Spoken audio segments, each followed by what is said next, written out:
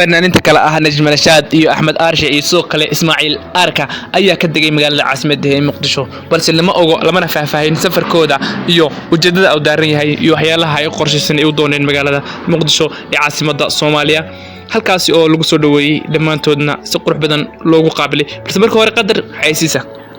بشارو وبري بزنس جروب وقبل كوجد ياريهن دمان فريدة عصرية كراسيد حفيسيدا ميساسك عنتدا سريرة هرددا إيو ستار الله وديردا وحكرو انتا كودير أقب كديسمها الدبان كوتين مامي وبري بزنس جروب وحاو جست وقوي كحيقا تكسيغا بيادا أي هوسي هيكلا فافاهينا انتا دير وحد كلا سو حدودا برد شاشة كاغا مغدا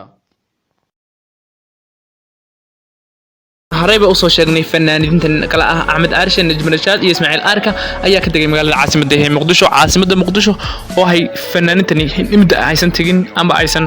qaarkood haru u tagin ba inkastoo ay fanaaniintani deegaanada Soomaalida ay ka soo kala jeedaan imid iyo deegaan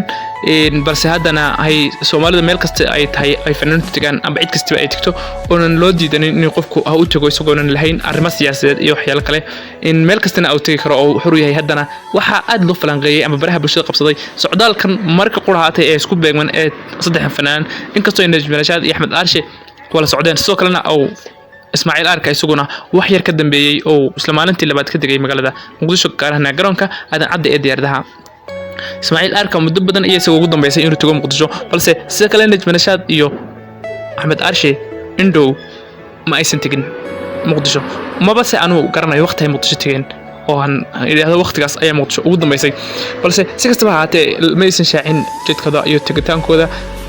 walo yar tahay fanaaniintani inay meel kale u socdaali jireen ay yareed oo ay ku soo duubi jireen intan isla Soomaaliland gudaheeda fanka inta badan